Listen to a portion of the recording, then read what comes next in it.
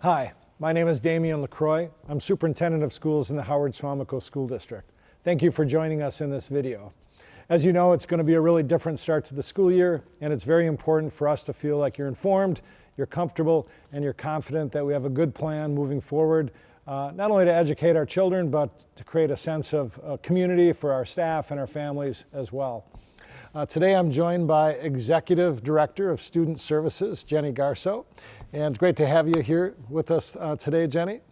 This question deals with when there are positive COVID-19 cases in the classroom, school, or district, how will it be handled and communicated? That's been a question that a number of parents have actually asked about, and I know our staff is wondering about that too. So you've worked closely with Brown County Health Department, you've worked closely with our school nurses, you've got great access to some really well-informed people, so can you talk about that? Yes, absolutely. That's a great question. And I know that this is an area where a lot of people want concrete answers. So what I can tell you is we're working very closely with the Brown County Health Department. They are creating the processes and procedures. They have a decision tree made, a draft form that we're analyzing, and we will communicate those details to our families as we can. One way is using our website. So as soon as those processes and protocols are created and finalized, we'll share what we can with our families. Unfortunately, there's no individual answer. So what we can do is work with each individual situation case by case.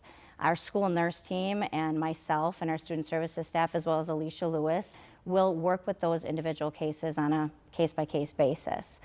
You made a reference to a decision tree, which is, unusual term. Can you talk a little bit about what is a decision tree? And once we have that from Brown County Health Department, which we expect will be before the start of the school year, just want to emphasize that, what will that enable us to do?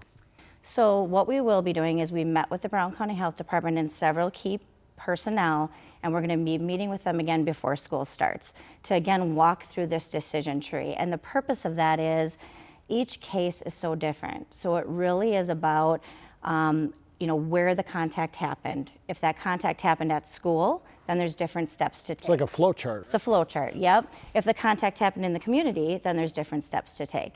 So really that decision tree will help myself, the school nurse team, know what to report to Brown County and then what we can report to families so that we can keep everybody safe. So it'll give us the consistent process that we can utilize to help move through from start to finish. Absolutely. And then our school nurse team will work with myself and work with our building secretaries and building principals to make sure we're on the same page with the decision tree model, and then we'll be able to execute that. So one of your areas of responsibility includes special education, right? And this particular question pertains to that.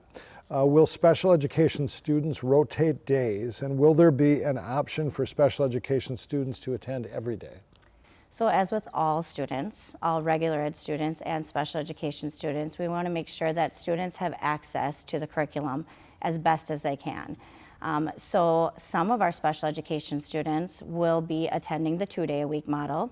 Some may attend more days or less days depending on their individual situations. So we did hear back from parents about IEP needs, about related services like speech therapy, physical therapy. So what we know that we need to do is meet each of the needs individually. So I'm going to be working closely with the building principals, with special education teachers, and then with families to make sure that students' IEPs follow what they need to have met in the school building. And so like I said, some of it would be more days, some might be less based on health needs and those types of concerns. Yeah, so for our viewers that aren't familiar, IEP stands for Individualized Educational Plan, Yep. Right? And what we want to make sure is that the environment that the student learns best in is what we can provide if it's safe for that student. So some of that may be virtual, some of it may be more time in person to make sure they get that individualized attention. One of our operating principles is really around flexibility and adaptability. Is that accurate?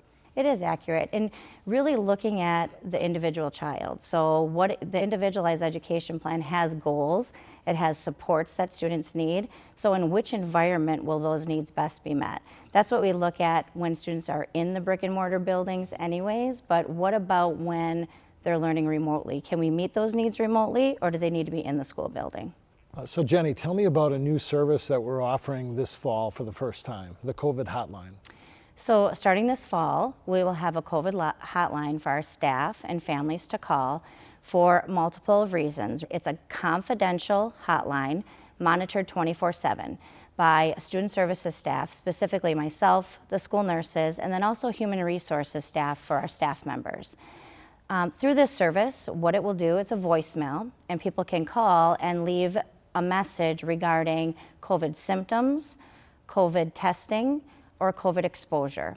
And then our team will respond to these voicemails individually, but this will be able to help us know who do we need to contact. We need to contact Brown County Health Department. It will really streamline our process of what to do from there. So the service itself will be beneficial for not only us, but then a confidential way for families and staff to report any of those 3 items. Yeah, so that's a great point and a great service. Thank you for leading the way and making that available. Just want to underscore it's private, it's confidential, and I hear you talking about being responsive. So we're going to be responsive to those needs as quickly as possible.